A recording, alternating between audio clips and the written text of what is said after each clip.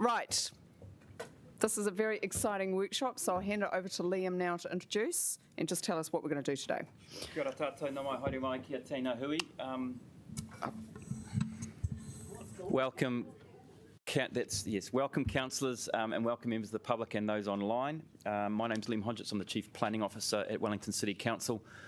Staff welcome you all today to this workshop, and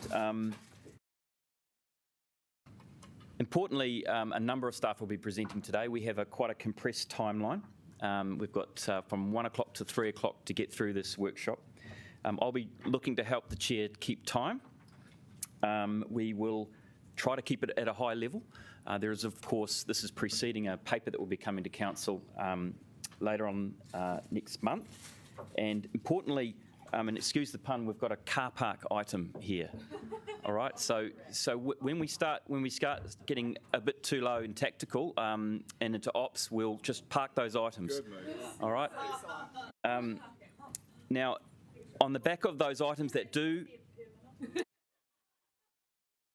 on the back of those items that do make the car park, we'll come back prior to the council paper and answer in a Q&A format back to councillors on those questions asked.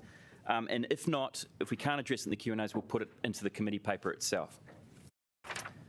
So, without further ado, I will hand over to Vita to introduce the workshop. Kia ora. We've been looking forward to coming to you guys with this workshop since your LTP decision, and the team have been working really hard, so I wanted to start by acknowledging the huge amounts of work which has gone into this, and yeah, the energy has been fantastic.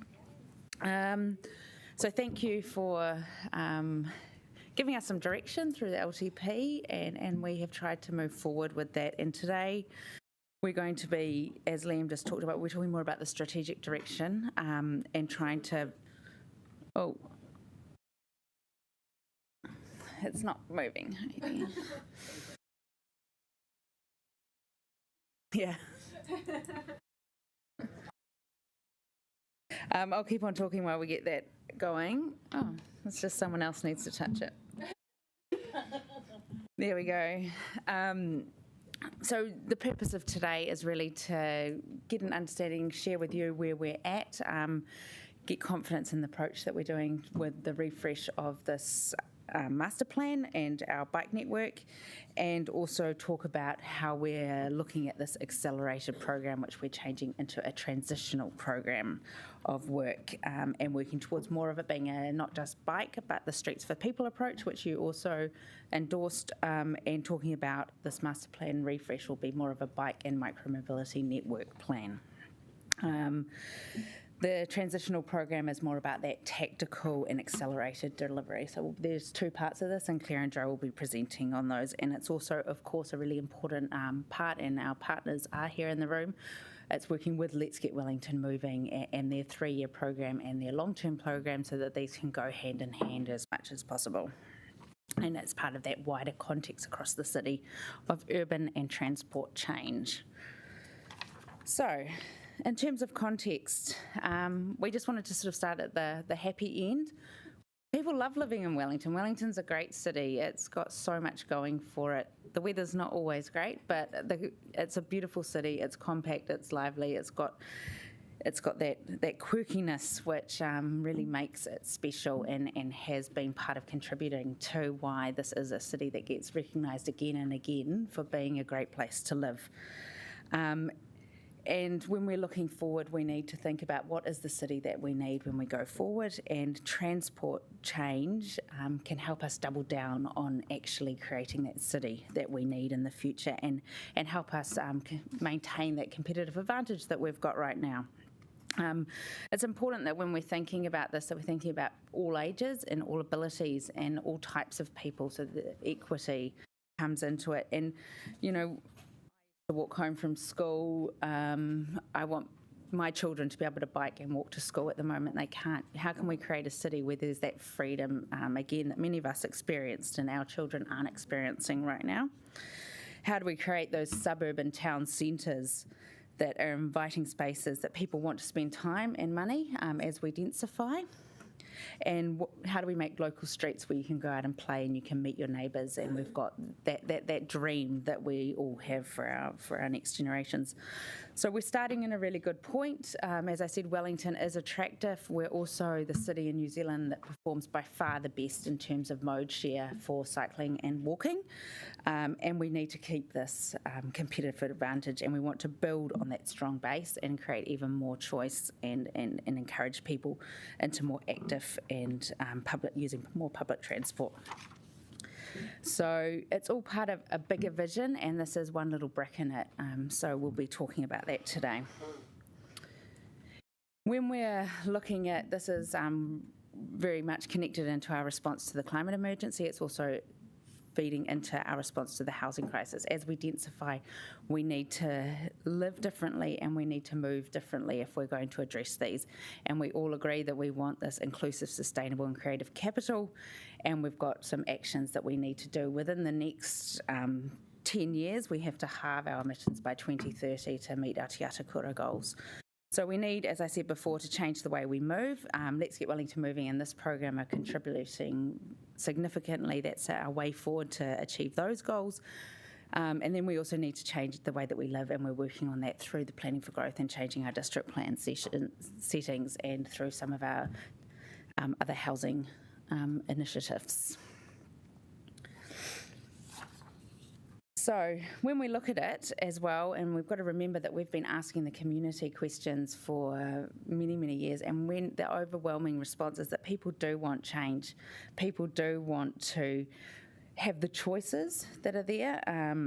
In the southern suburbs in 2014, we surveyed 31% of people said that they would prefer to cycle, but only 9% of the population actually did as their mode of transport.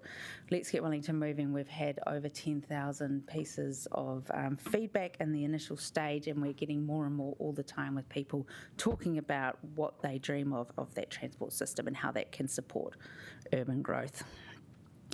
So you saw this yesterday as well. This is a slide where we're talking about, again, that integration and that working together with Let's Get Wellington Moving. It's really important to not see these in silos, but they're very integrated pieces of work.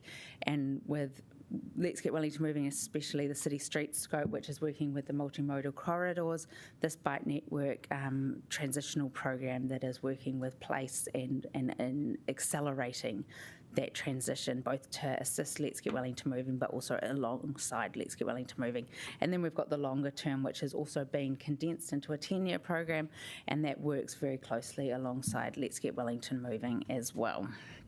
This is the map, and Joe will go into it a bit later, but as Sarah pointed out, this is the existing network, and part of this whole program is refreshing this and making sure that we've got it right. So we know it works as well, and I just wanted to really end here and say we know that it works. We've got evidence of this. We can see that when we, both around the world and here, but when we complete and we create connected cycling infrastructure, people do change because they can and they feel safe riding. So this is not a theory, this is evidenced work, and that's what we want to create more of. So I'm going to quickly move on because we don't have much time and I've used too many minutes, but I'm all right. Oh, phew.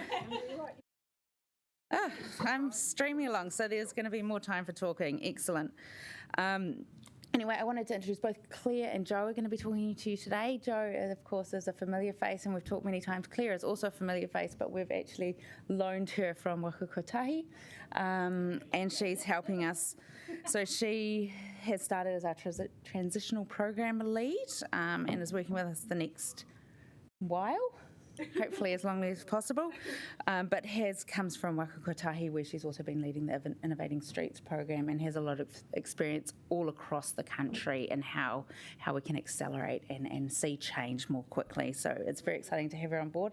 And then we've got our wonderful fountain of knowledge, Joe, who has been there for a long time. So I'd like to particularly thank those two, as well as the rest of the team, as I mentioned before. Yeah. So I'll hand over to Claire and... Yep. Sorry, I understand we've got a representative from Te Aotearoa. I was just wondering if you'd like to come to the table. If you would like to, because you are entitled to be here and asking questions. So apologies that we didn't understand that. So thank you so much. Thank you, Leslie. It's wonderful. All right, Claire and Joe.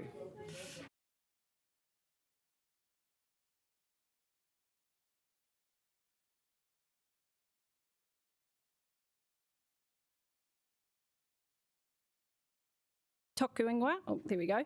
Nō tairāwhiti me hora whenua o ku tipuna, kei te noho au ke ngaio. So it's a real privilege to be here. I'm pretty excited. Wellington City is very close to my heart, and I've been kind of watching at the national level for the last 6 years, but I think it's really nice to be here and amongst my community. So, yep, it's great to be here. I know a few of you already, and I look forward to getting to know the rest of you. I've been brought on to help kind of get the planning into action and start to deliver some of what you've kind of given us the mandate to do.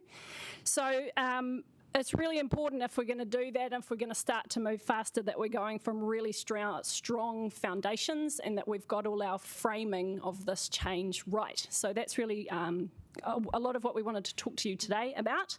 And I wanted to start really touching on this idea of system change, of which you had this little bit of homework. I'm not sure who managed to do it. But as you probably know, what you've committed to and what you've empowered us to do is system change. It's tricky work, and we know we've been learning a little bit about this from Dr. Jess Berenson-Shaw and her work at the workshop. That's what she specialises in. So thinking about system change rather than individual change means that we have to lift our gaze up. We know that we can't be asking people to behave differently, to do different things, if the system isn't in place to allow them to do that. So while transport is something that affects every individual, it's not something that we can't plan to serve all needs of all individuals, and we can't plan at that level of individuals. We have to, again, lift our gaze up and think about how do we change the system so that individuals have different options. And it's really only organisations like city councils, the decision makers, but also the practitioners who can do that kind of change. We are the agents of change, and if we can't do it, nobody can. So while I know you'll know that it won't be easy, it is really a once-in-a-generation opportunity to leave a real legacy when it comes to our transport system, and we're really up for the challenge. We know you are as well, but we will keep probably encouraging you along the way to lift that gaze up to the system level.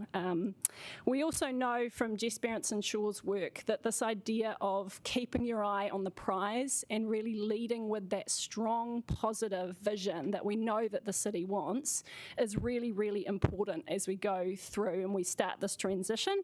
There will be, there will always be resistance, and as things start to change. But having the eye on the prize and understanding that this Cycleway network is one of the ingredients of a bigger cake, it is not the cake in and of itself, is really helpful to take people on that journey. So we will be focusing on trying to lead with that strong kind of overarching vision. However, of all people, you will know that whilst a city can want change, it doesn't always mean that people and individuals want to change, and that it can feel sometimes like the mandate that you've got sort of can disappear from under you as you go. And I guess one of the things we wanted to kind of make clear today is how normal that is and how part of the journey that is. We've given you all a copy of the book Street Fight. I don't know, you won't have had time to read it, you've only had 24 hours. But the idea of that is really just to start getting exposed to the journeys that other cities have gone through and give you some reassurance that you do come out the other side. And there are lots and lots of cities around the world that are now coming out the other side. But getting a feel for what the leadership part of the journey is like, we thought was quite useful. We also know, there's a quote here from Jeanette Sardat-Khan about pushing back status quo. We actually know in the current context with the climate crisis, status quo is not an option. So we know whether it happens to us or we're part of creating the change, that status quo is not on the table really. So we also quite liked this graph. It's really similar type of point that, it's an emotional journey. We are going to be here, that little bridge in the middle about belief and persistence, family and humour. I mean, that's that officer level. We will be here trying to build you that bridge as much as we can. Yeah, but your families, no, but I guess that idea of at the end that you've got something that you're really, really proud of. We're starting to see cities like Vancouver where they're really at that edge where they can look back and say, boy, we're really proud of what we've done and we want to get you there. Yeah. So this was the homework. For anybody who watched it, it was actually like a 7-minute video from the education sector in the States, so it was kind of a bit random. But I just thought that it was good at sort of talking through this. I read a book a little while ago about this, and it really was a light bulb moment for me. The thing that I find particularly interesting is that transport has its roots in sort of engineering, and so we do tend to think of transport as a really, really technical problem. And I have been working in a technical team at Waka Kotahi for a while. I'm the only pretend engineer, amongst a lot of them. But because of that kind of the roots of the discipline, I think it's led us into thinking of it as a technical problem and playing in that space a lot. So it was really helpful for me when I read this book to go, oh, hang on a minute. Yeah, we are absolutely changing values and beliefs. And it's definitely multidisciplinary. And this idea of being able to experiment, which we'll talk a little bit more later, is, we don't often think about that in transport. So I guess, spoiler alert from the homework, it's an adaptive challenge, yeah. Moral of the story being. But what that means is that the leadership is just as important, if not more, than the technical expertise. And again, over the next year or so, we'll be trying to keep you in that space and probably less so in the technical space where we've got lots of very well qualified officers who can get into that technical work. So we've talked a little bit now. We really wanted to stop and just have a bit of a discussion, and we were hoping to break you kind of roughly into 3 groups just for 10 minutes to share with each other, first of all, the examples, if you did bring any, of sort of great leadership that you've seen, whether it's within New Zealand or around the world, of leading this sort of change. If you didn't think of any, maybe you can think of some off the top of your head. I've thrown a couple of in here just to kind of get the juices going. So first is around our COVID response in New Zealand. Gets kind of put up there on a pedestal in terms of leadership around the world. Also, this is one from Bogota in Colombia. I love this story of Bogota. So they have they turn their policemen into pantomimes. They had this amazing approach to road safety that actually had the road deaths drop from 1,300 a year to 600 a year, but by absolutely treating it as an adaptive challenge. So go and learn about that if you're interested. But yeah, maybe just for 5 or 10 minutes, if you could sort of just bunch up like 5, and 5 and have a quick chat about any examples you might have brought and what you thought made for great leadership. And then we'll kind of share back for a few minutes.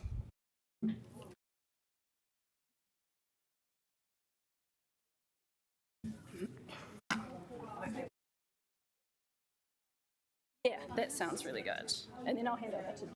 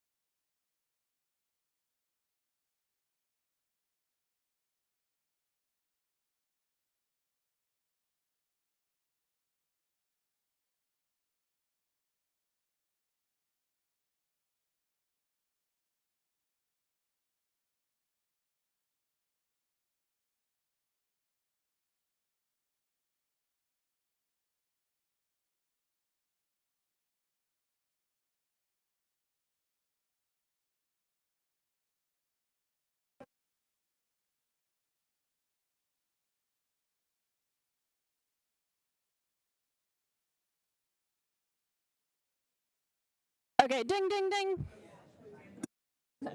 Bang, bang. Yeah. Haere mai, anō. Okay, sweet. The power.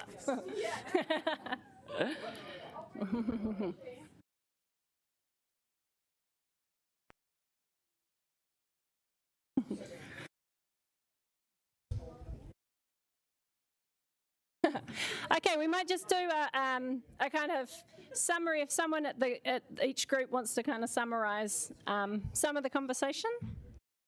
No? Do you guys want to start? Yeah, just summarising some of the conversation. Summarising some of the conversation. Okay. We were talking about various cities around the world that, like you said, that are kind of further along on this journey. So we talked about New York, we talked a bit about Paris, parts of the Netherlands and Barcelona. So we were talking about cities that are kind of further along that journey and how they've kind of gotten to that place.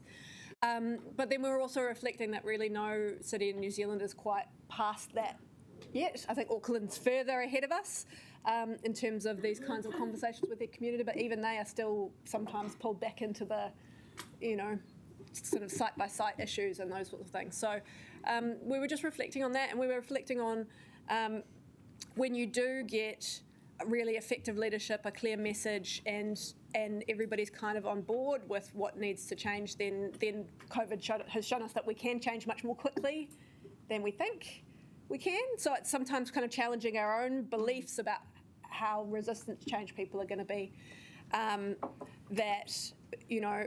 Actually, when we're putting this into the wider context of what does a climate positive city look like for the future, actually we're now getting to the point where 90% of people are like, yeah, we have to live differently and the status quo is not an option. So it's then, how do we take that story further?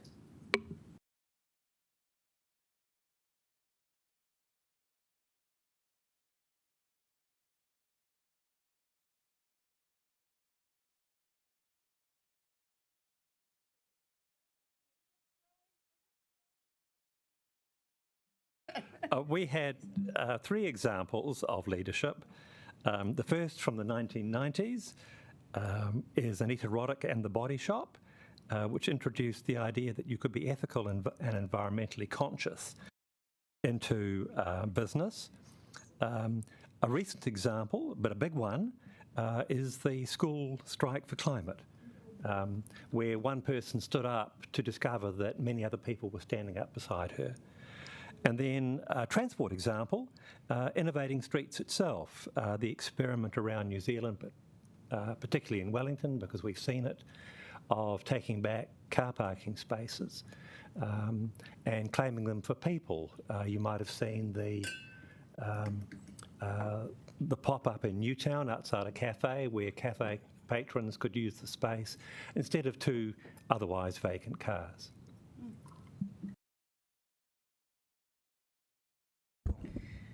Sean had an excellent example about the All Blacks. And just, just briefly.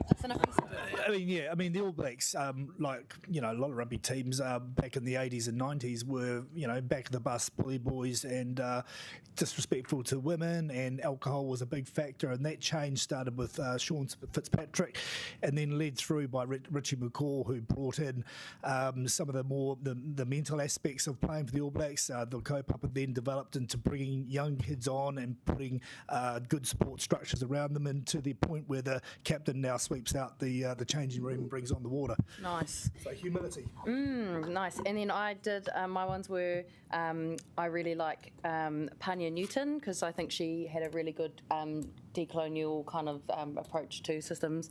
And another one was Patrick Morgan, actually, because of the different methods you employ in your...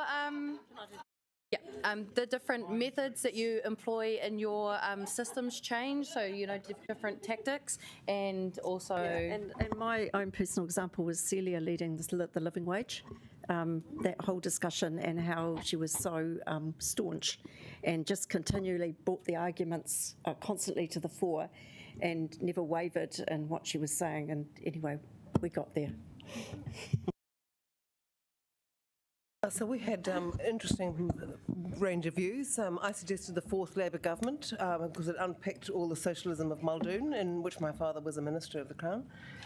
So suddenly you could actually buy a telephone. You didn't have to wait 6 months for a telephone and things like that. And you could actually choose which model you wanted. It just wasn't how much you paid the guy as a bribe. We also talked about Baron-Haussmann in Paris. Of course, the buildings, medieval buildings, were demolished so they could get the troops through easily to quell rebellion, but it had a fantastic effect on the planning of Paris. And then we have various other things, and then Fleur reminded us we're being live streamed, so we shut up. Awesome, thank you. That's great. That All Blacks one actually was one I was going to put as an example. I think it's a really good one. Excellent. At this point, I'm just about to hand over to Joe, who's going to get into the bike network plan. But are there any questions? We've got a couple of minutes if there are any questions. It's all been kind of high level, so there probably isn't. But no. Okay, there'll be more time for questions later. Oh, yep. Do you think we're like doing the most in terms of like transport systems change of all the councils in the country? Yeah, I think you are starting from the strongest base in terms of the numbers. You've got by far and away the highest percentage of people walking and cycling and using PT already, almost 50%. And I think that your recent decision in the LTP is probably amongst the boldest in the country. So yeah, I think you guys are doing great. Yeah.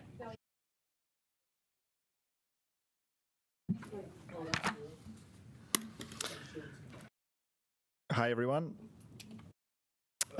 So this little bit is about the actual bike network plan.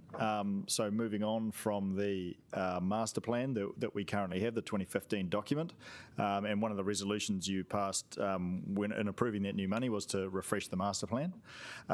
So part of that refresh is shifting away from this idea of a cycling plan to something else. At the moment, we've got this bike network plan idea. Whether that lasts the test of time remains to be seen. It will have te reo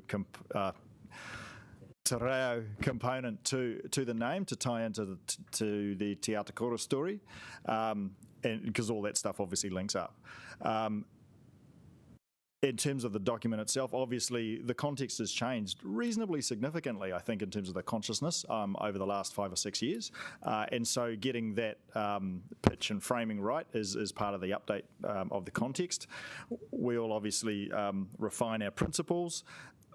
The green bit there, the new network map, it's a fundamental change. I'll talk about that in a second, but making sure we're quite clear about where we're probably wanting to go with this network is a really important step change in our current planning.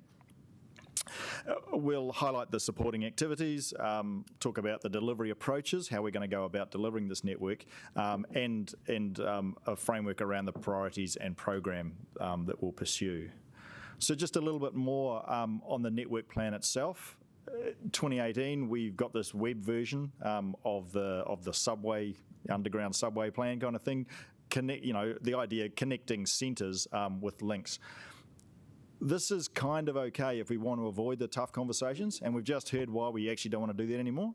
So we're going to transition this to putting those lines on streets, and that's going to enable people to be aware of where the change is going to land. The plan on the right at the moment showing the centres and the schools. These are the things we want to connect up. Pretty no-brainer at that stage. Schools, those are schools, the blue spots, and the pinky bits will be the CBD and the other town centres. So linking those things up, that's the job before us. And we're not alone in this place. There's examples of Auckland and Christchurch showing where these primary and network plans, come out. Where we're going to have one for you in about a month's time. Now, that is actually a reasonably significant change, and so the journey for enabling that plan is starting with this. Well, it actually started when you made the decision that we needed to get on and do better in this space. Today is about understanding part of the kind of consequences and process for that. So that's today's workshop. On the 23rd of September, that's when we're going to bring the paper to you, seeking your approval to consult on the new master plan. known by another name. We will then consult the public on that in parallel with the Let's Get Wellington Moving and district plan consultations for a 6-week period, late October through to early December. Just keep breathing. It's all good. It's all good. So yeah. There is an interesting thing about overload, but as you said, Mr. Mayor, we do actually have to show that we are an integrated conversation going on here. It does make it complex, but we're working on trying to make that sensible for everyone. Once we deal with the feedback, we'll be coming back to you early in the new year for a decision on adopting the actual network plan itself. In a similar sort of way, the slide more or less touches the same stuff, but it's essentially trying to point out that if we get you to agree that the network that we define and refine through community input is a good network, then that's the thing we can actually get on with and deliver over the next decade, and we all know why that's an important thing to do. This next idea is again going to capture the approach to moving into the delivery phase. So as we said through that LTP conversation, the very least we should do is finish what we've started. And one of the options that we talked about was just finishing what we started. We know that that's not good enough, but we've got to do that, eh? Projects or places like Island Bay, Evans Bay, Miramar, those places where we're doing stuff right now, we need to get that stuff sorted out. The biggest part of the program is that yellow line with the corridor transformations. That's kind of like what you're seeing round Evans Bay at the moment on steroids, because we have to do it in a lot of other places too. And because we know that good engagement and those processes take us quite a few years to actually get on the ground, we understand that that's not necessary. Well, it's not necessarily. It's not actually the only approach we can take to delivering the network. And so this is where Claire started talking to you before, and we'll talk to you again after I've had a go, around a transition program where the whole idea is the light touch, get stuff out there so people can start using it and experiencing it, and we adapt it as we go forward, and then transition it back into that kind of longer term corridor transformation process. So 3 big work streams actually out of this plan. To kind of show that idea a slightly different way, in September, that little star is when you get to decide that yes, this is a good way to go ahead. The little bars coming down is that working through various corridor combinations, whether that's on an area basis or a corridor basis or something else, still working on that. And the big bar in years 1 to 3 is this transition program. Get stuff out there so people can start using it and experiencing the change. And that is quite different innovation from the way we've been able to progress this stuff for the last 6 years. And just reassuring you that we are getting on with it. This is we meet, I think it's monthly, with the Cycleway people. They've got this website where they are showing us where their hotspots and complaints and issues are, and trying to deal with that through our minor works program, is part of our business as usual, and obviously that stuff carries on. The good news is, this isn't really new stuff particularly. We have a master plan in place. The sustainable transport hierarchy has been evolving for the last 5 or 6 years as well. This is the latest version of it, and you notice the little wheelchair added to the top. That was one of the innovations, and the last time you talked about that, and that was an innovation that came through out of the parking policy. Parking policy is obviously a really good platform, which helps us, to manage the conversations and decisions that need to be taken in terms of corridor space reallocation. We've got platforms in place, which is really good. So I'll hand you back to Claire to run another little exercise. Awesome. So you'll notice that we're not having kind of root conversations today. What we wanted to do is talk about the principles that are going to help to inform the network plan. So this is a list of principles, draft design principles that have built on the initial thinking that was included in the master plan and the cycling framework back in 2015. So there's sort of an evolution of those. We think that all of these principles are important, and we might see something like this in the plan. Lots of them actually kind of overlap, and that's okay. What we want to workshop with you today is basically how we might prioritise some of these for the accelerated program. So as we start to go faster, each of these principles have some implications in terms of kind of time. We've talked about time, cost and courage. And so we wanted to introduce the principles and just give you a kind of a flavour of some of the implications of each of them.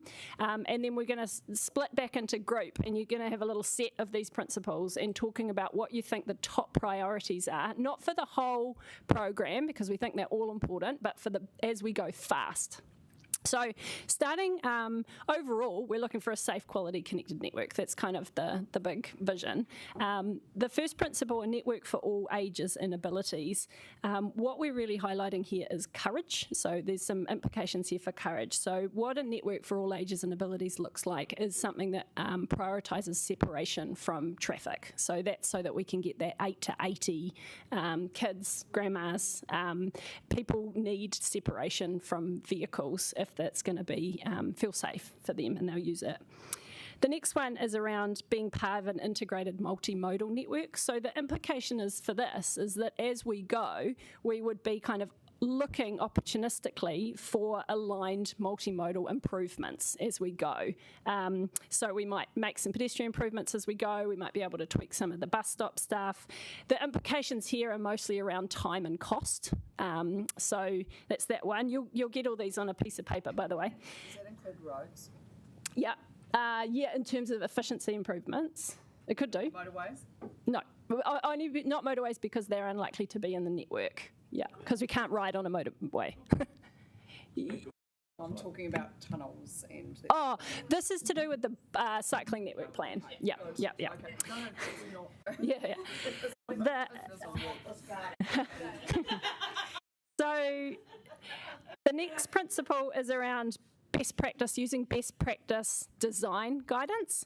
So what we're talking about here, for instance, is best practice might say that we can't have a bi-directional cycleway if it's less than 4 metres. That's what best practice is. So we're saying if we prioritise that, we will make fewer kind of design compromises. And the implications here are about cost and courage. The next one is a direct and convenient network. And this principle really has implications when we're thinking about which routes along a corridor we would prioritise. So we know we want to get Island Bay to town.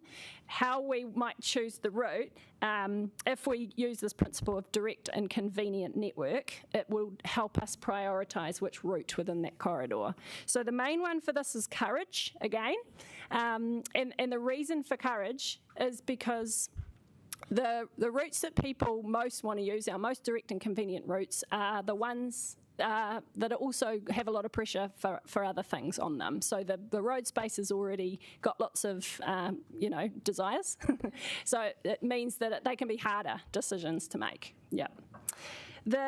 If the principle around maximising uptake, a network that maximises uptake, is it would have an implication for how we prioritise areas. We might prioritise areas that have the biggest latent demand. So where we know there are parts of the city where the highest number of users that could use it, that's what that principle is about. And that, again, is probably courage, because the areas we know that have the highest latent demand are closer to the city. There's streets and areas that are denser. They already have a lot of demands on the road space. So that one's, we've kind of highlighted courage there. The next one are cohesive routes that get people where they want to go. This one is about not just doing mid-blocks, but looking at intersections too. And so this is looking at, we want to get all the way from one place to another place. We wouldn't just do like little bits along the way, but then not make it a route that includes the intersections. So this one, we've actually put time, cost and courage for this. Courage, not just in terms of road space reallocation, but also in terms of time. So this is looking at signals, this is looking at turns we might do at intersections, but really it's where we create a cohesive route for people. So there's overlap there with that all ages and abilities one too. And the final one we've got is a future-proof network for new devices. So this is thinking about what might come down the road in terms of technologies, the rapid uptake of e-bikes, different types of scooters. And the implication for that is cost and courage, but we're thinking that might be where we choose to do wider lanes to take into account that we'll have speed differentials or we'll have bigger numbers in the future. Bigger bikes, yeah, exactly. So just that's a quick run through of these principles. What we're going to do now is hand out back into your 4 groups a little set. There's a couple more on the table. Oh yeah, there's a few more packs. Yeah. So if you just talk about the rapid roll, the accelerated bit, and which of those you think actually these are really, really important, that'd be great. For the short term, for the transitional program, yeah. We'll come back in 10 minutes. And after this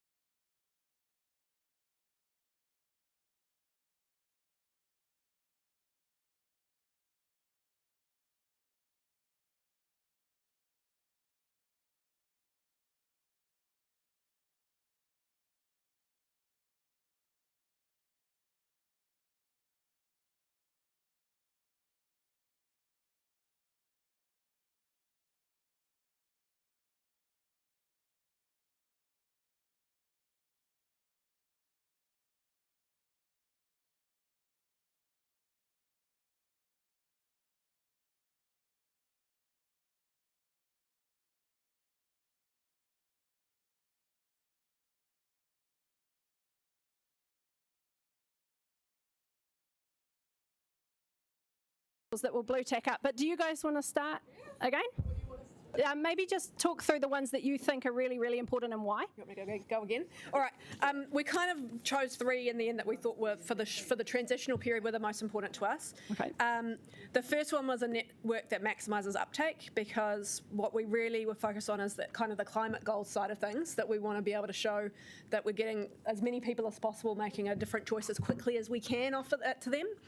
And also kind of being able to show people that it is being used. Yeah. So you go to places where you're going to see uptake. Makes the stuff easier. Yeah. And then we talked about a direct and convenient network, because we saw that as actually being part of, the more direct and convenient it is, the more likely people are going to uptake that. But I think also, for me at least, like in the transition period, you wanna be going on the route that you want to be on in the future, right? That's the point. So to make sure that we're prioritising those. And then we talked about cohesive routes that get people where they want to go, which is that kind of mid-blocks and intersections. That where possible, we're actually, again, to maximise uptake, we're giving people an entire safe route. So those were the 3 that we felt on the shorter term were the biggest priorities for us. Cool. Perfect. Thank you. Cool. Excellent. Yeah, we had a couple of discussions in our group. So the top one for us was a network for all ages and abilities. That was just around, we really love the idea of separation from vehicle traffic. If we're planning for the future, then making sure that it's accessible for everybody of an age to actually see the future in cycling. So the more safe spaces we've got, the better. Next, we had a direct and convenient network, kind of on the same plane as part of an integrated multimodal network plan. So looking for if we're designing a space well, or we designing for scooters and skateboards and other, it flows into some of the other things for a future-proof network, new devices. And then also looking at cohesive routes that get people where they want to go. And did I say that? Part of an integrated multimodal network plan, and sort of really liked your point around density and putting in the cycling infrastructure. If we've got a high interested community out in Island Bay or Berhampore, then making sure that those connections are solid versus other places in the city that don't have as much uptake. Is that? Okay, now we've got almost all of them on the board. Well, I just went through our little... Yeah, that was great. Thank you. So we've had a network for all ages and abilities, so that one's featured a few times. We had cohesive routes. That second was cohesive routes that get people where they want to go, because there's not a lot of point if it doesn't. And our next one was actually a network that maximises uptake, because if we're going to have the carbon benefits and mode shift, it doesn't really matter how you get there, but you've got to do that. Great. Thanks. We had the one that we put at the top of the tree was the network that maximises uptake, because to some degree that encapsulates all the rest of them because it gives you the outcome. And we just said safety is foundational. The second one we went for was cohesive routes that get people where they want to go, even if it's not quite as direct. That it's still important to get there, and sometimes it might be we go around a little bit to get to where we want to go to. And probably the next one we had was the integrated multimodal network. Now, we know that might not be quite as quick to deliver, particularly the bigger things around city streets and bus priority, etc., but we want to minimise rework.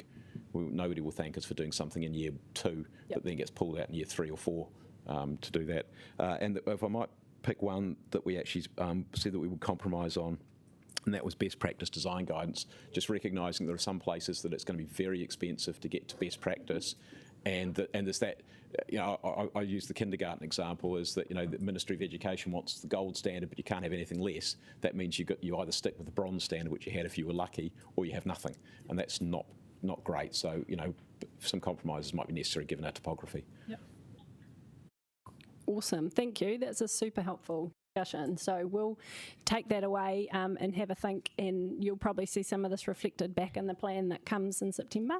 Yeah. Could I quickly just comment about why we didn't put a network for all ages and abilities up? Because 2 other groups did, and I just think it was interesting because we did talk about that. And the reason that we didn't we think that one is actually probably across the whole program is the most important. But in the first 3 years, we didn't think it was such a huge priority, because in these transitional, where we might not have as much concrete and curbs and stuff, that we may not be able to make it safe for 8-year-olds in those first 3 years. But across the longer. So just to make that really clear, that we actually thought that was probably the most important across the 10 years, but we realised that across 3 years it might be difficult to deliver. And given we were the other group that didn't mention that as well, we had exactly the same conversation. Right. Yeah, but it just wasn't the top. To get it. Yeah. Perfect. Any other questions or comments? Yeah, I do have a question. It was a question I asked yesterday in the workshop about how all this work integrates with Let's Get Welling Moving. I just didn't quite understand who was doing what, and we'll need to be communicating that really clearly to the public. Yeah. So the idea is, I've sort of agreed that I'm going to sit down and Let's Get Wellington moving once a week. And there's some commitment from the team down there that they're also interested in the sort of tactical transitional interim approach. So we'll be working really hard to connect that up and make sure from the public's perspective it makes sense and is kind of seamlessly integrated. So can you just put it in a nutshell? They're going to do the central city ones and some of the key arterials, and then we'll do everything else. Sorry, it just... Yeah, we go back. Yeah, I think it's fair to say some of the sort of details of how we're going to deliver it together, we're still working through that. Where did it go? Sorry, I think it's in Vita's. Does it matter? Does it matter at this point? Here it is. Yeah. Yeah. Okay. That's kind of where we hope to get to. I agree, but it's just, I think it's kind of, because there are different processes and slightly different decision makers, I just wanted to understand. Oh, really? Actually, that they're different? Yes. Yeah.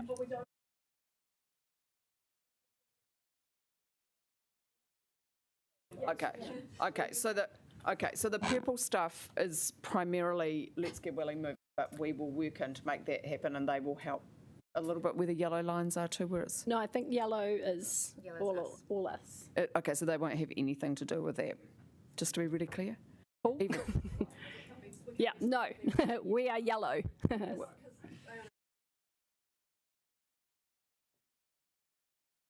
Yeah, but yellow is outside of the scope of. Yeah. There are different processes. Anyway, any other questions? Okay, so are we okay to break for 15 minutes? Is that all right? Because to keep to your schedule, or even less, just for you to go 10 to grab a coffee. Okay.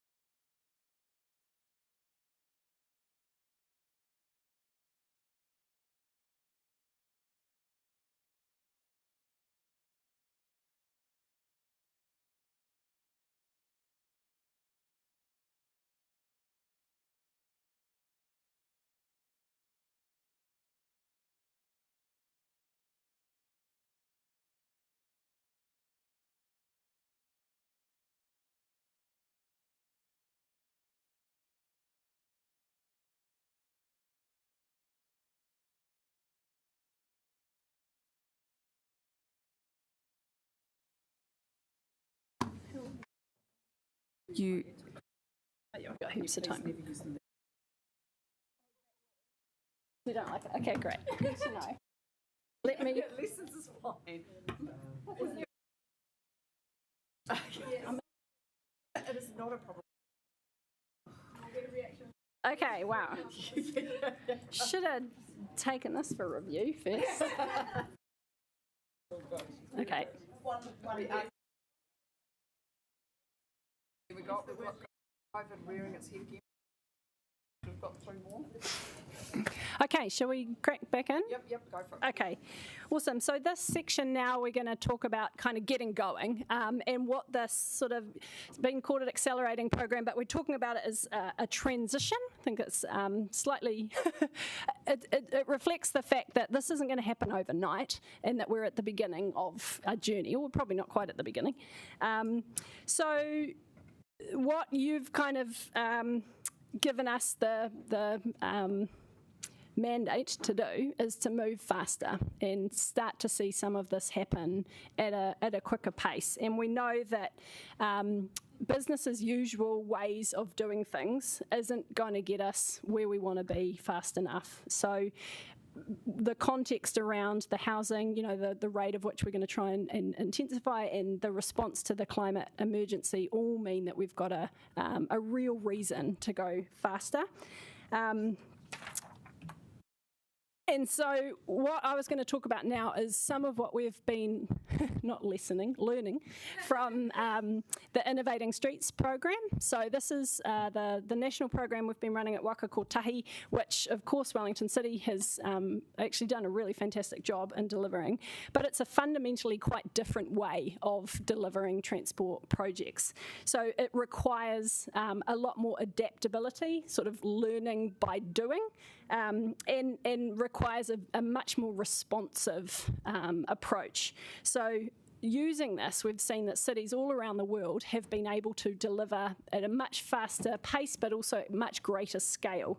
So the approach is really borrowed from lots of other industries, like the tech industry, for instance. It's kind of basic design thinking.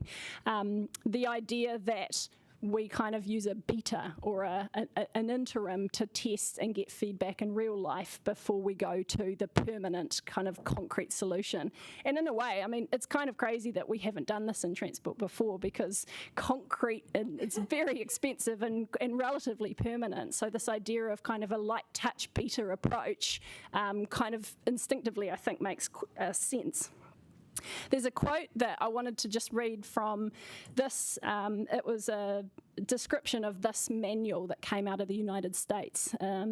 Lots of cities in the States are starting to use this kind of quick build treatment to go faster and at scale. And there was a quote from a councillor in one of the cities that I really liked, where he said, "The cycle tracks will use a new model of public consultation, one that relies more on making it easier to fix mistakes, less on trying to predict them and showing detailed shop drawings to the public.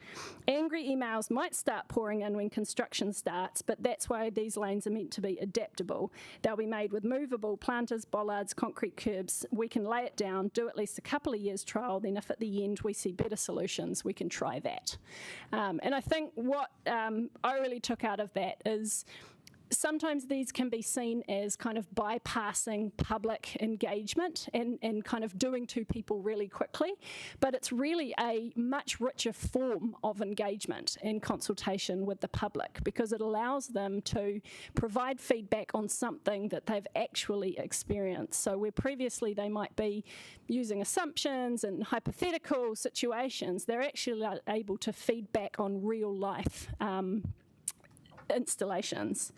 So this part of the reason that the network plan is so critical is that that's going to be a really foundational piece that once we've got that sorted, we'll be able to go fast on these routes. Oh, and something, sorry, I should just point out here. There was a report recently that transport team has got from some consultants who was looking at the kind of delivery approach timeframes. What they found is that using that kind of business as usual approach we've been using for transport can take sort of 2 to 4 plus years to get anything on the ground. Whereas using the Innovating Streets approach or the Brooklyn Cycleway, the team were able to get something on the ground in 9 months. And actually, really, it was 5 months when you talked to Hugh about when you got the funding from us approved. Sorry about that, took a while.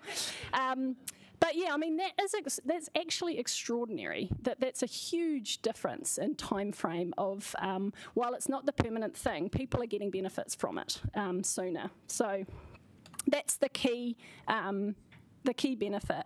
I wanted to share just some of what we have been learning from around the country, because you've done 3 projects here in Wellington. We, in total, had over 50 delivered around the country, and it's fair to say it was very rich in learning.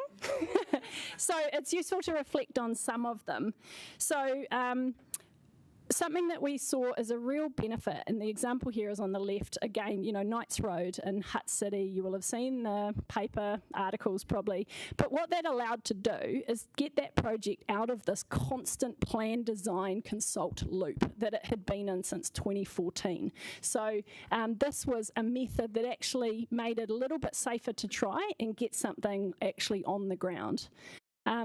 The Palmerston North is the next one here with the pink planter boxes. They've actually rolled out their first protected cycleways and a fair decent amount of them. And they've iterated, they've done, I can't remember how many, but lots and lots of little adaptations since they've been in there. So the public's been giving them lots of loud feedback, but they're out there making changes really, really regularly, and the data is showing that there is significant uptake on those cycle lanes already. The one on the green planter boxes is from Cambridge in Waipa. This has been a really good example of how this approach or this method can help broaden your mandate. So you can actually start to hear from voices from people in your community that wouldn't normally engage in that kind of BAU type of consultation. And the little box I've put here with the question, do you think the separated bike lane should stay? I love this. The answer's, 19 yes, 3 definitely, 3 100%, and then this one, my mum doesn't like it, but I do. And what I think that is showing us is through that traditional consultation, we might hear from the mum, but we would never hear, probably, from that kid who's saying, well, I like it, what about me? So that's another one of the benefits of using this approach. We've seen projects that have used it to circuit break stalemates. So this is Auckland, a little piece of road that had, again, I think been in the pipeline since 2014, and there were 20 different ideas of what the design should be, and they just couldn't agree on what the best design was. So in the end, they used this approach to say, well, let's try this one and see how it goes, and we can adapt it if we don't get it right. Similarly, Christchurch, this one down the bottom left, this is Ferry Road. This is a gap in the network. So they had this whole nice route with a little wee gap that, again, was really tricky. It's got buses on it. But they were able to use this approach to just quickly be able to fill that gap. So you had that cohesive route. One of the real opportunities with this approach is to shift from the idea of engaging with the community to more of a participation in it. And so we've seen projects all around the country find ways to actually get the community involved in the project. So not just saying what they think about it, but being there physically on the ground. They might be painting it, they might be designing the roadway art, they could be running an event in it. And so kind of shifting into this mindset of participation has been a real kind of opportunity, I guess, that's been uncovered. It also has helped some of the smaller communities that have been kind of neglected for investment for a very long time start to feel trust that something is happening and that there is this sense of momentum of change. And I think that's going to be really important for Wellington, where, you know, there is some expectation of getting going and you need to get some runs on the board to build momentum. This of when we put concrete down and do these permanent installations, they're very expensive. It's huge investment. And so being able to try before you buy and actually make some tweaks to that design that you wouldn't have found out necessarily otherwise has made that investment in Mangawhai up in the north of Auckland. They said that what they would have done actually would have been the wrong thing if they hadn't had this opportunity to try out a design and tweak it. So there is also that kind of informing the design. So kind of that's the sales pitch on the approach. Not to say it is easy, because you will have seen if you follow the news, there's a lot of really negative narratives out there about this work, and I think the reality for a lot of places is this was the first time they were actually reallocating road space. Of all the projects they'd done, they hadn't actually reallocated. So this was their first experience of doing that, and so it's sort of to be expected. And it really showed us that the amount of effort we put into the communications is extremely important. So around the world, we know that Innovating Streets really was lots of small projects, but what we've seen cities do internationally is roll out at scale.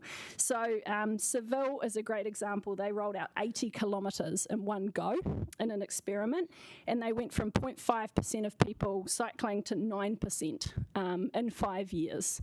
We've also seen places like Calgary in Canada have a $7 million quick build entire grid all at once, and their bike counts doubled pretty much immediately when they put that connected network in.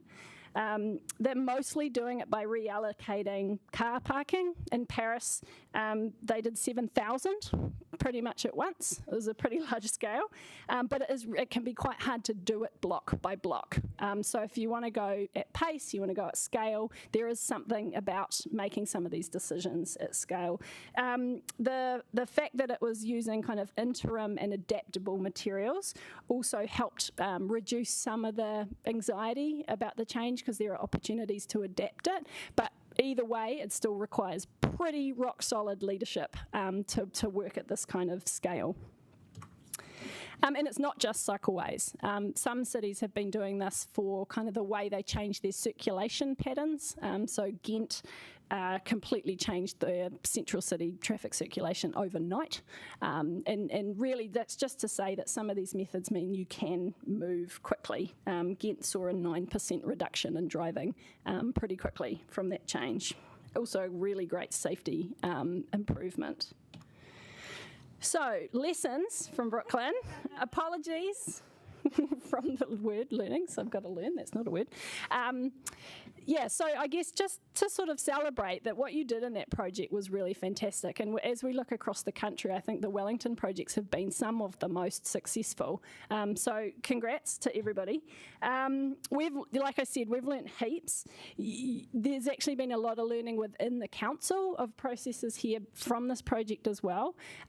So one of the things that's come out through the feedback, sorry, it's a bit light, and I don't want to steal the thunder of Hugh, who'll be back in a little while to actually present this, but that you're seeing overall there's more positive feedback on this than negative when people have got to experience it. There's some fantastic quotes about how it's actually allowing people to change modes. So this idea that when we do create an option, people use it. And I think one of the main things really, and we've talked about it already, is how quick you were able to do that using this different sort of process. So putting it in under a TMP and using that as the form of consultation before coming back for a traffic resolution. So Hugh will talk more about that in a couple of weeks. And you've already made 4 adaptations since it's gone in. So there's been a responsiveness to the feedback and changes have already been made, which is great. Something that I just wanted to point out is the difference between evaluating and monitoring, and I'll touch on this a little bit more, but for this project, the kind of metrics for success, the way you are going to determine if it was successful, is whether more people are riding and whether there's been an improvement in safety, which is one of the metrics for that is around vehicle speeds, because it was lots of cars going over the speed limit on that piece of road. There are other things that you're monitoring, so you're kind of keeping an eye on, things like the vehicle travel times, the parking occupancy, but those metrics of success are what we're evaluating as to whether it was achieving its goals. So this was really just to open the floor up. You were all involved, watching. Did anybody have any kind of reflections or thoughts of the experience of Brooklyn? Okay. Just very briefly, Sarah, Laurie, very quickly, only 5 minutes. Well, I consider that the Brooklyn made the Innovating Streets pain that we went through worthwhile, because it really was kind of a bit of a distraction in some ways from what we planned to do, but the fact that we got Brooklyn out of it and a new way of working made it worthwhile. I'm really interested in knowing what the 4 adaptations were, if you can just quickly list them, because someone's actually emailed me to ask me if we were true to our word, and actually, because we always promised that we would work in real time to adapt it, and I was challenged that we hadn't done that. So, yeah, I might have to leave that to Hugh to answer, but that will be coming to you. Coming with the meeting on the 20th of August. Okay. Yeah. So we'll be going through those adaptations, and you can. Yeah, if you need it more urgently, he can probably. I probably do need to get back. It's a week ago. Thank you, Laurie. Yes, like Sarah, huge resistance actually even to a trial, and that the process wasn't the normal process that people were used to, and quite a lot of fear around that. But I think what I've really enjoyed about this process is that we've also had much of the community helping us and wanting to explore it and wanting to trial it, and even just seeing on the community social media pages that there's been a lot of dialogue among the community. So it's taken it from us and them to a broader conversation. Yeah. Anything else? Well, I soaked it up, but no, I was absolutely knackered. My legs were like jelly. I don't know how people do it every day. So I'm interested to see what I understand there was about 150 using it prior to the installation. So it'll be interesting to see what the numbers are after.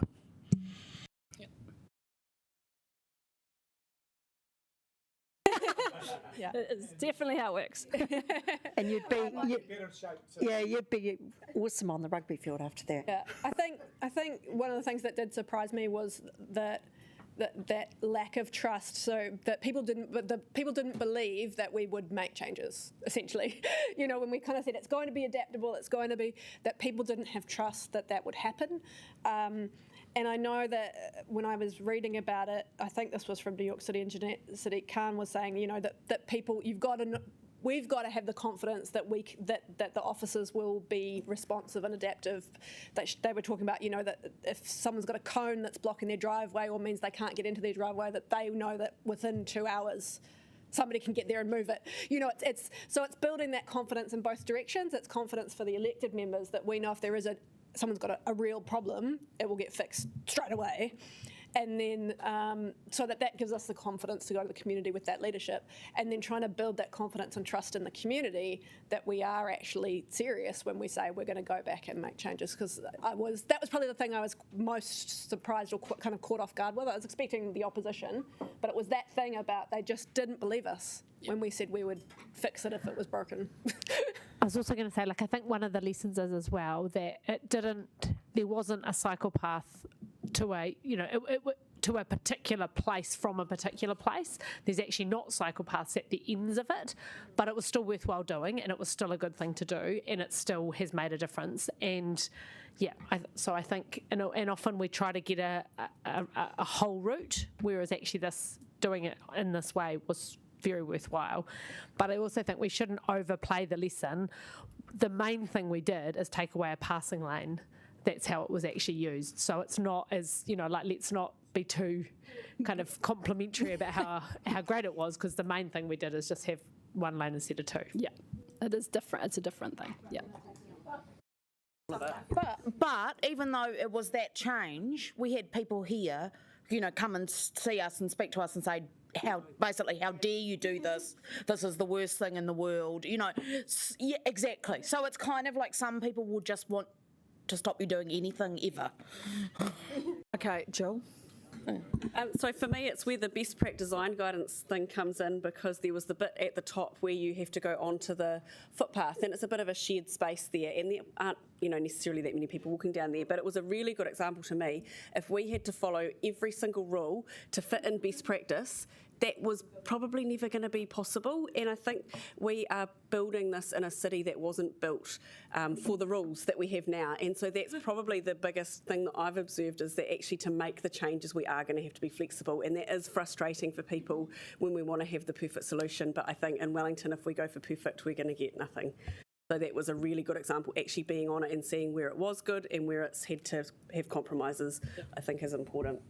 Andy? And can we have it in Johnsonville? The entrance up to Johnsonville. Thank you. I thought it was a great illustration of exactly the kind of thing which we've said that we wanted to do, was particularly from a cycling point of view, those uphill routes are the ones that are most challenging. You can't keep up with the traffic and you feel vulnerable. And so being separated from vehicles is really good. I mean, right up there and actually not even realise the vehicles were there because they were far enough away, they weren't getting in your space. And I agree completely with Jill. That was one of the things we were thinking of. Some of those roads, you can't meet the standard, but it's much better to have something than nothing at all. So I thought it was great. The question I was going to ask you, if I can, was just the extent to which Whakakatāi is on board with the funding arrangements around the quick stuff. I know, because you've got kind of two hats there, but that's obviously very helpful for us, that they are also in the innovating space and being willing to be able to say, go, we'll do these things, because one of the things that's so frustrating at times is, multiple business cases, and you think, can we actually just build something sometimes? Yeah, two things. One is that last year or the year before, Waka Kotahi did publish a new investment policy about using pilots and trials and how to integrate it into the business case. So there's actually a new policy that recognises this approach. And the other thing is, in terms of kind of where Innovating Streets is going next, they're working at the moment on the next phase of the program. So that probably in the next couple of months that'll come out.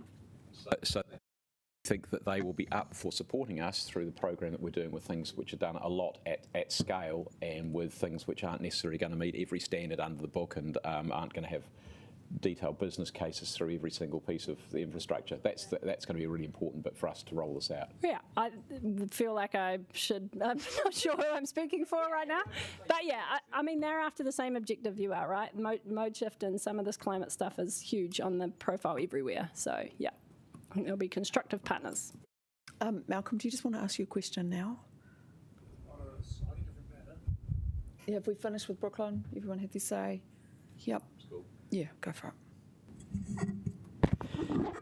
Yeah, well, I sort of harp on about this a wee bit, but I do a wee bit of on-road biking in Christchurch, because the streets on the whole are reasonably wide and flat.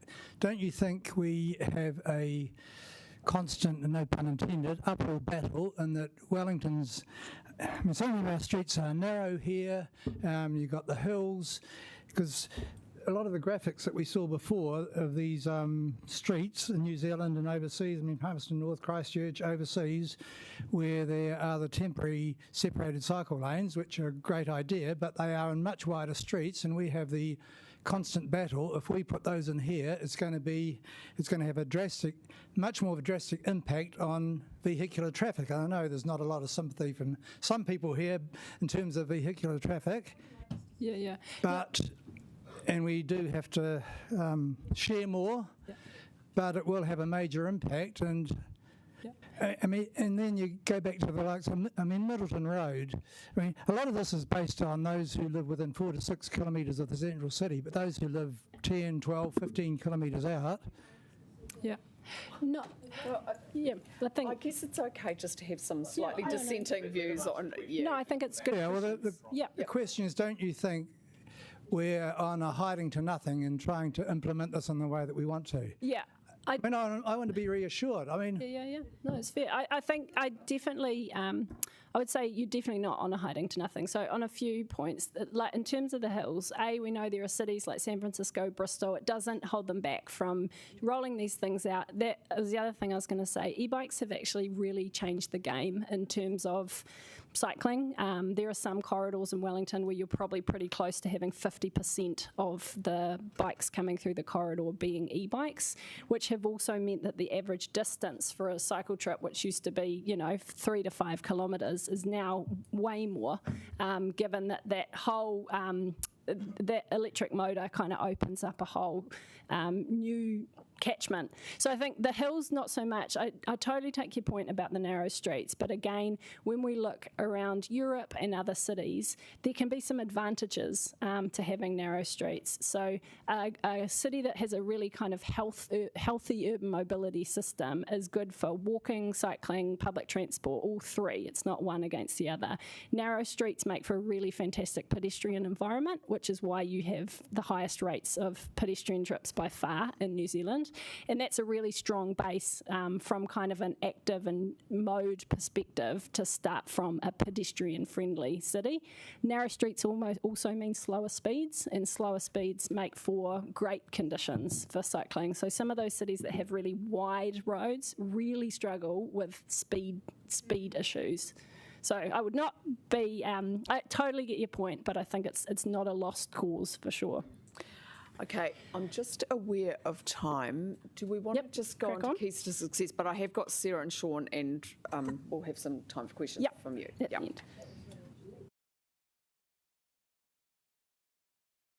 Oh, narrow people, if we could remake them, we would remake them narrow. Yeah, wide streets are so severing for people. Yeah. Parking lot. Sarah?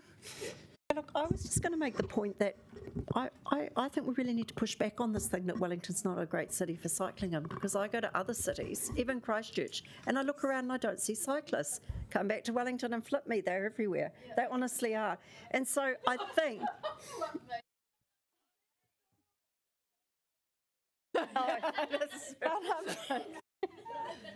But what I think we need, why are people cycling in Wellington? We've got to sell our strengths. The strengths are it's actually short distances in Wellington. It's incredibly stimulating. The visual beauty of cycling in Wellington. I can remember the grind of going in Christchurch against a nor'wester on a flat, boring road, and I'd pick going up and down a hill any time.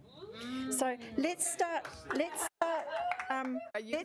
selling the experience you can have in cycling in Wellington, or walking for that matter. Why do so many people walk in Wellington? Because it's actually really stimulating and there's lots to see. That's right. So, okay, thank you. That's lovely. On the postcard. Sean, could I just offer one gentle challenge in a learnings kind of environment? As most of my colleagues will know, I have found this place very difficult. It has been the impediment to progress over a long time. So I guess when I hear you say, it's institutions that are going to lead the change, I think it would be just quite nice to have the acknowledgement that actually change often comes from the margins, and it's not just in this place, in a lot of spaces. And I guess the learning for me from that is about listening to all sorts of different voices, because it's been really, really, really hard. This stuff is old ideas. It's really, really, as you know, I don't need to lecture you. It is very, very old. So I guess it just would be good for us to be trying to be, as an organisation, really open to. Yeah, but it's been very, very hard, and it's been very, very long that we are at 2021 and just having this discussion. Speed it up. I'm just really excited. To be honest, I'm really excited about this workshop because it has been. And I'm sorry, Malcolm. I don't. It's not that I mean to cut you off. It's just that I feel like we've made it. This is the kind of workshop I've been in where I felt like we've made the decision. Now what? Rather than keep going back and back to the decision. So I think it's really fantastic. Okay. Thank you. Anyway, it's okay to have some different point of views. Yeah. Right, should we do keys to success, and then what you need from us, which would be a very useful conversation. Yeah, okay, great. So we'll just finish up. I guess I wanted to sort of summarise the key things that came out of the year of Innovating Streets, of like what are the real ingredients for success if you're going to use this kind of a faster, quicker, lighter approach. These are the 5 I kind of summarised it down to. So the first we've talked about a lot today is this idea of leadership and resilience. And so kind of going in, eyes wide open, well briefed, able to keep lifting the gaze to the system level, being really strong champions for change, giving the installations time to bed in. So that's one thing we learn, is there is a curve, just like that little emotional curve. There's an emotional curve for when these things go in, and before you start evaluating its success or not, you really need to give people a bit of time to adjust to it. And then really remembering whether it's delivering on your strategic outcomes that and we can help you kind of figure out if it is. So that's one. Related to that, I guess, is staying really focused on that strong, clear and positive vision. So you know where you're going, you've committed to being a zero carbon city, you want to be a connected, creative, inclusive, sustainable city. All of those things are really fantastic things to make sure that this is an ingredient of that cake. The Cycleway network is not your cake. It is an ingredient, and kind of being able to articulate it in that way is helpful. The third is that adaptability, and I think, Councillor Conda, you totally hit that being able to be responsive and adaptable, and show that you're not just talking about being adapted and responsible, you've got systems in place so you can be adaptive, and you've resourced the program to be able to do that, and you've set the right systems and processes up to be able to do that. Is key. Permission to do things differently, and I think, again, Brooklyn is a great example of putting that thing in under a TMP and then using it as the engagement that you'll now come back and do the traffic resolution, has, for me, been kind of game-changing in what it means you can do now. And so looking for opportunities like that, we'll be thinking about the way TMPs work so that we can adapt and respond faster. We'll be looking at things around probably traffic resolutions. There'll be things that come to you that are suggesting to do things differently than you've done. And then the last is having a strategic evidence-led communications plan, and those are two things together. So monitoring and evaluation is one of your foundation blocks of a program like this. So you need to really clearly be able to connect problems, solutions, and then measures of success. And whereas data and monitoring can sometimes be in a cupboard somewhere in spreadsheets, it needs to be really leading your communications plan. You need to be able to show people what success is going to look like. So this example here again is from Cambridge, where they were really clear that success looked like safer vehicle speeds and increased people biking. And they were able to, when that went in and there was a lot of kind of noise and reaction, they were able to come back to these pillars of success and show people through evidence the impact. So we will be working on a monitoring and evaluation framework that separates evaluation, keys to success, from monitoring, what we'll be tracking, and we'll hope to have that to kind of bring you at a high level in a month. But we really want you to have comfort that you've got good evidence behind you. Yeah. So lastly, I'll just quickly touch on what it's going to start to look and feel like as we get going over the next little while. There's going to be, like we've talked about, a really strong communications and engagement piece. Ollie's working hard on that, and the comms people, and so we'll be back to talk about that in a month. There'll also start to be these physical changes to the streets, and Joe was sort of touching on it. Won't just be this accelerated cycleway rollout. We'll be looking to integrate with other things that are happening in the minor works program. So there might be signal changes, turning movements, all those sorts of things. And then there'll also be some supporting programs. So we're working up a program that will help offer people some incentives and some ways to really make the most of these new options as we go along. So Henry's working on a kind of program to support the infrastructure. So that's what it's going to look and feel like. And this really is just to remind you that you are not alone. New Zealand is part of quite a few global city networks, and so things like the Designing Cities initiative that we're really lucky Skye Duncan heads that. She's a New Zealander.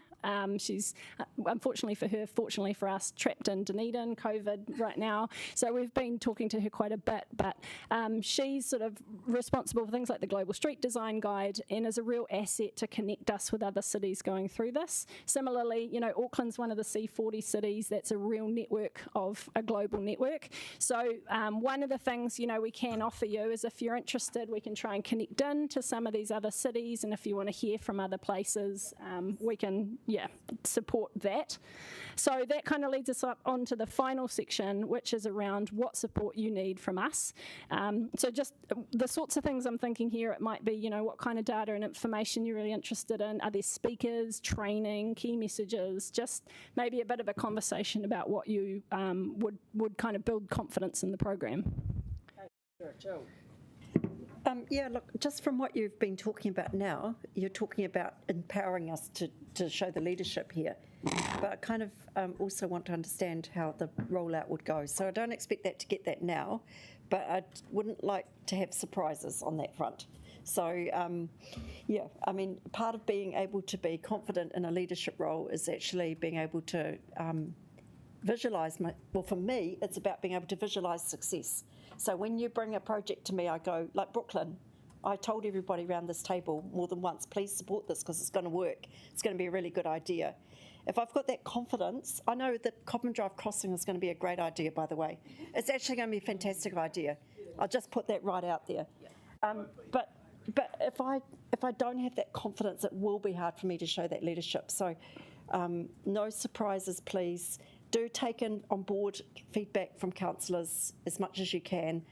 We don't expect to dictate this process completely, but if you've got us on board, then we can show that leadership really confidently and stand by it. Great. Okay. Jill. Thank you. Just reflecting on Malcolm's questions before, which I do hear out in the community, some of the thinking behind that I had never heard about, that actually there's an advantage to narrow streets around, because everybody thinks, in Palmerston North it's so easy, or Christchurch is so easy because the streets are wide, and you're absolutely right, the cars travel quite fast. But to actually have some of the thinking shared with us around that is helpful, because when we're out in the community, people do have a lot of reasons why they think things won't work, but sometimes just posing it back does actually help to shift that, because this is about helping people adapt, and that means that actually people need to understand what those trade-offs are and how it can work well. So I think, it could be quite useful for us to have some of that thinking. It helps me when I'm out in the community and I get pushback or questions. Thanks, Tam. Then Laurie. This was so cool. I'm very excited and inspired. I think what we need, as a council, I definitely feel like I need this, is more regular updates about what's going on in the public transport space, because obviously, in tackling climate change, it's about offering those alternatives, and it's all good and well to say we're making these changes for pedestrians and cyclists, but it would be good to have more, key messages around PT and stuff like that. So I know that's a GW thing, but just connecting up those conversations I think is quite important, because lots of people can't jump on a bike. He's coming on the 25th. Accessibility, I think, is a really key part in the fact that disabled people are constantly forgotten in transport projects. So I think being able to highlight ways that disabled people have been considered in this planning is really important, and just assurances that their needs will be covered in terms of provision of parking is really important. And I think just for the fact that 92% of Wellingtonians support action on climate change, really tying it tightly to, this is the key lever we pull as a council to address climate change, and really keeping it wrapped up in this is one of the big actions, especially with the IPCC stuff coming out on Monday, there's another sense of dread and anxiety out there. So making it this hopeful vision, I think, would be really helpful in terms of the materials and messages. Yep. Lovely, thank you. Laurie, and then Jenny. I guess, I don't know if the right word is advocacy, but actually trying to get a business lens on so that we can have them along with us in this journey. They've got a strong voice, and the narrative is strong from them that, that cycle lanes aren't positive for business, where we know we're hearing that it is better, but how, making sure on those key messages that we are constantly looking at it from a business perspective as well. And even in the suburban areas, because they've been impacted. Yeah. Cool. Thanks. I guess for me, one of the things is I love the slide that you had from the workshop, because I think the workshop, How to Talk About Transport document is amazing, but I think it could be really helpful to have more of a session about how we can actually use those things when we're framing our own conversations with people. Because the work there that's really good, but it probably would be helpful to be able to have more of a conversation about how we tackle some of those things. So that's, for me, you know, I referred to it a lot, but I think it would be great to be able to unpack it more.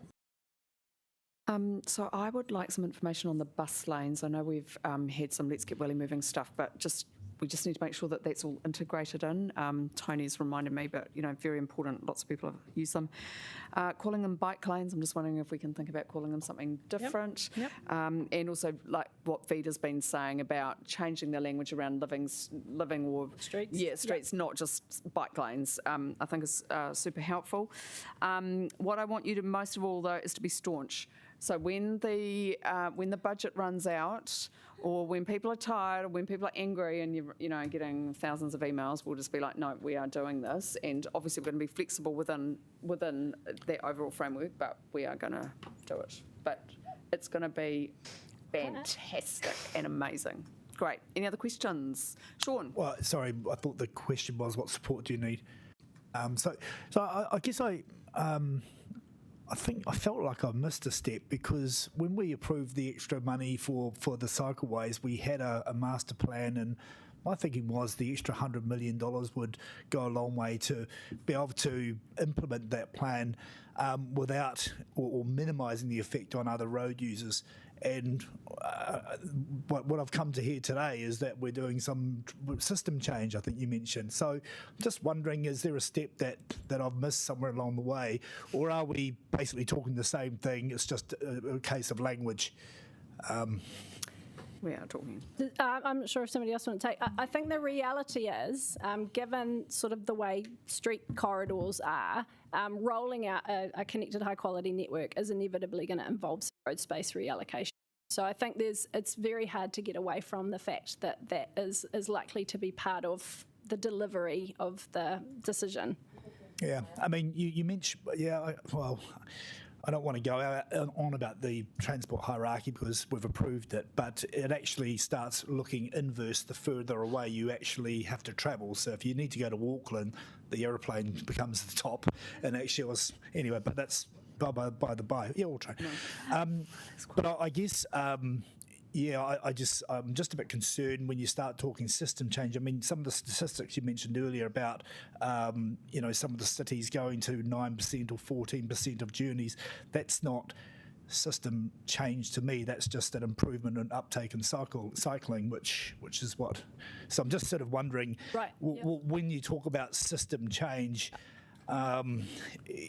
without having a mandate for anyone to campaign on it, for example, I do think that could be quite dangerous. Yeah, okay, I hear you. I think maybe the main thing we're trying to get across with talking about system change is that rolling out a cycleway network there's more to it than just the technical design and implementation, and you know that because you've been rolling out bits of it for the last few years, and you'll see that it's really there's a social change element to it as well. So even though it might sound like technical drawings that we then send machines and going, it's actually different than say something like building a retaining wall. It's not that same kind of technical problem. There's social change elements to it. Have you got a question about what you need? Oh, sorry. Yeah, I just wanted to add one thing to that, because I think one of the important points that Claire made was also that we have done it piece by piece, and we've taken that consultation with the people that are directly affected because they live along that road. What we're suggesting and talking about here is a system change that we take it at that higher level and lift up to a strategic position, because that will be more effective. And it will take, but it takes brave leadership, and that's where we're asking, what can we do to help you have a good fundament to lead bravely? Well, I think we need to campaign on that sort of thing and let the voters decide. Okay.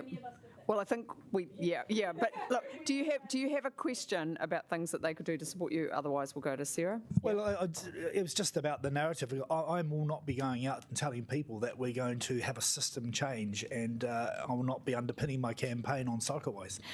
Right. Okay, Sarah.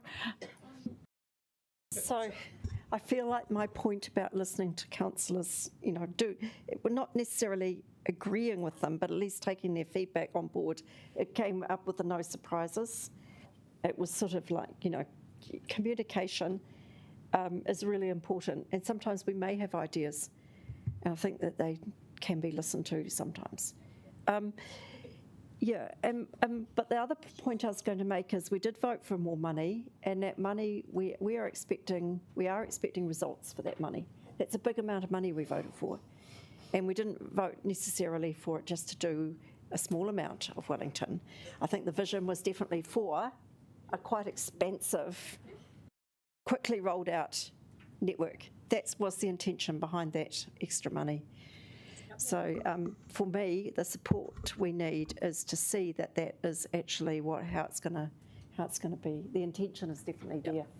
That network map is going to be really, really helpful because that really lays the foundation. That means we can start moving quickly and not relitigate corridor by corridor. Yeah. So that's going to be really important. So there is a tension there between getting it right and making sure it's going to be great and we can stand by it, and making sure we get the quantity that we need. Yep.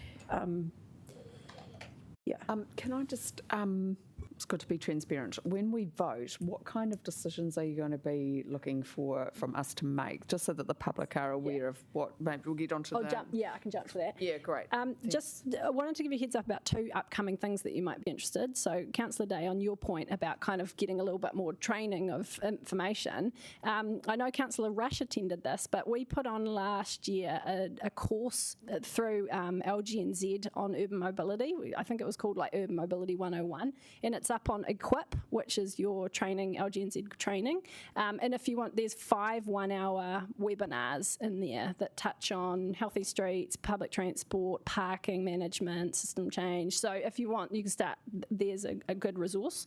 The other thing is that the professor, I can't remember his name, apologies, is running a webinar this Friday morning at 8:30 about transitioning to zero carbon cities with a focus on transport. No, he's Dutch. Jan someone. Sorry, I apologise, can't remember his name. But we'll send you around an invite to that too if you just want to dial. Yeah. So in terms of what to expect in September, the bike plan will be coming to you to approve for consultation. So the decision there will be whether it's ready to go out to public consultation. And that'll keep us on that timeline.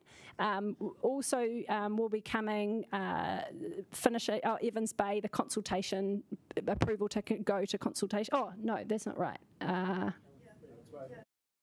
Okay. And there'll be options for Island Bay as well.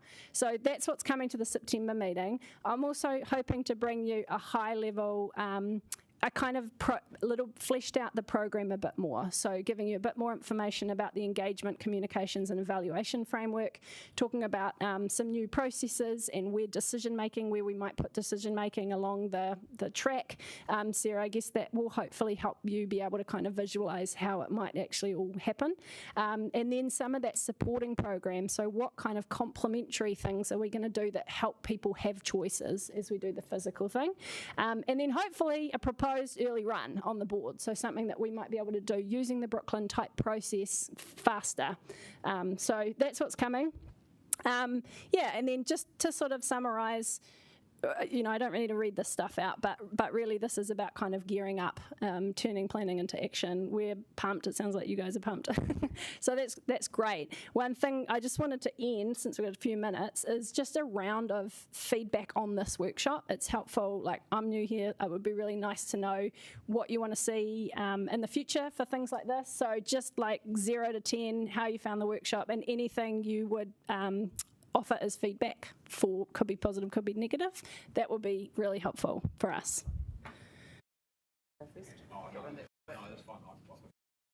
Okay. Just say thanks, Claire. That was awesome. Thanks to Joe, Peter, the rest of the team, Liam. Really, really great. It's exciting to be at this point. The thing we've got to do is to keep making sure that we align all of the different bits. So I think that if we go out with our district plan, the LGWM, this all together, it's a joined up package, and that's it's transformational, and that's I think what we need to do. Yeah. Cool. Thank you. I was probably expecting a few more in the way of specifics today, but that was just my expectation. But yeah. That's probably all I'll throw in. Yep. I like the fact that it's been big picture and that we've had a bit of inspiration. That's been really good. Thank you. And we must never forget the why. I learned that the hard way. The why, well, I'll need to explain it to you. Damn. 10 out of 10, very cool.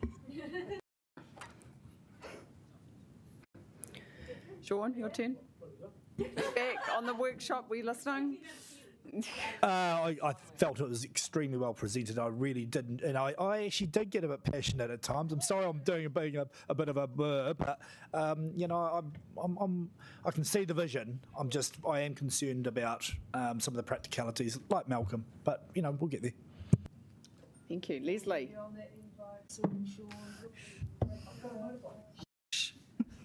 I'll give you a 10. It's great to be here. Work hard on the link with the Let's Get Wellington Moving, so this rolls out seamlessly. Yep, kia ora, love the big picture. Yes, I'm going for a 9 out of 10, but I really liked it that you were clear on what you're expecting from us, because I don't think we get enough of that sometimes. Like, what is our role? What do you need from us in this project or with what we're doing? So thank you for that. Yep.